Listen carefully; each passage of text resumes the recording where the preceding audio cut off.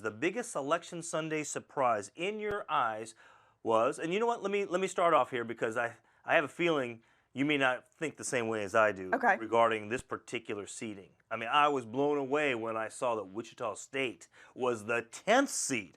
A 10th seed? How could the Shockers be seeded that low when all of the advanced metrics say they are a top 10 team? You're basically saying, Selection Committee, that they are only a top 40 seed. 30 wins this season, and I will tell you, here's another reason why they completely blew it, and this is why I'm going to go with Vegas on this one. Vegas has the Shockers favored by 6.5 points over Dayton. So they've got the 10th seed over the 7th seed by 6.5. That's a significant number in the tournament, especially for a first-round matchup.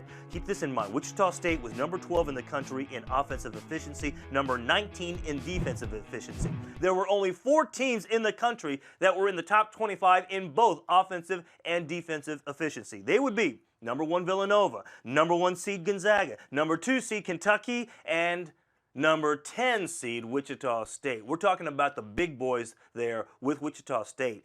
If you're wise, take the Shockers in this matchup and let them run, because I think they're going to be pretty upset to be in this situation. And don't think that they're not going to give Kentucky in that second round everything and more that they could ask for. No, and they absolutely will, and I like this team, but they don't have a single win over an at-large tournament team. And that is a huge factor going into this bracket in terms of how they were seeded. 100%, the selection committee said so, and that was one of the reasons that they were a 10 seed. Also, if they're a 7 seed and they sit on that 7 line and it's Dayton at the 10 seed in the South region, what's the difference? They're still facing off one of the better teams in the region, and then they have to come out of a tough region. Now, keep that in mind, though. It depends on the S curve, too, and so they may not be sent to that region. They may not have to play Kentucky in that second-round matchup. So if they're a 7 seed somewhere else, let's say, because if you're not happy with the 10 seed, do you think they would be an 8 or 9, or you're going as high as 7? I believe they should be higher than 7. My point is that they should be up there in a top 4 seed. But they play in the Missouri Valley Conference. It's not strong enough.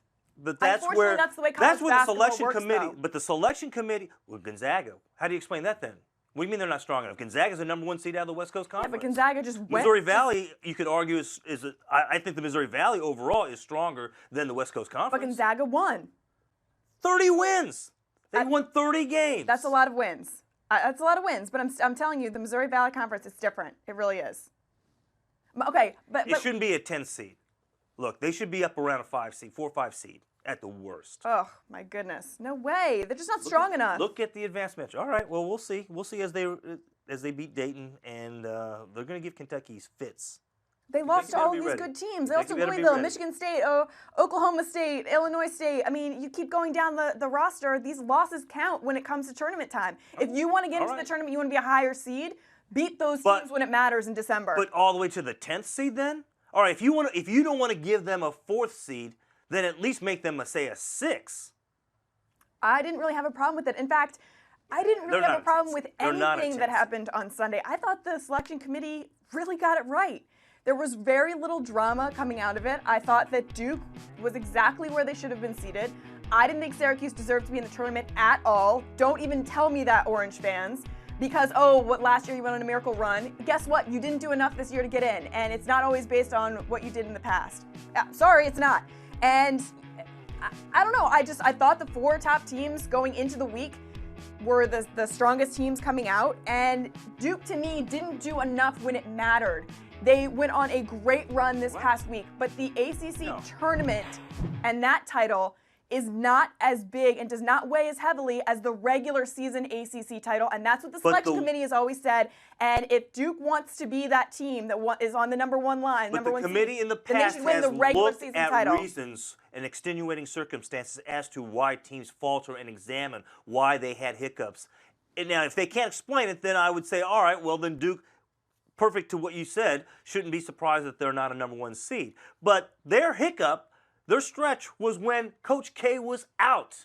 Grayson Allen was suspended. They had some issues there. They had all their players. They didn't have a full allotment of all their players that were ready to play because of injuries. So there were reasons behind that stretch where they didn't have much success. But the way they closed out the season, and I don't know. Look, they may have done Duke a favor. they may have done them a favor by making them a number 2 seed, and especially keeping them in the East region. So we'll see. But I believe that they are worthy of a number 1 seed. Well, they're not flying under the radar. Everyone's got them to win the national championship at this point. So. Oh, do you? Believe me, everyone pump the brakes. No, not me. Vegas. That's where the money is.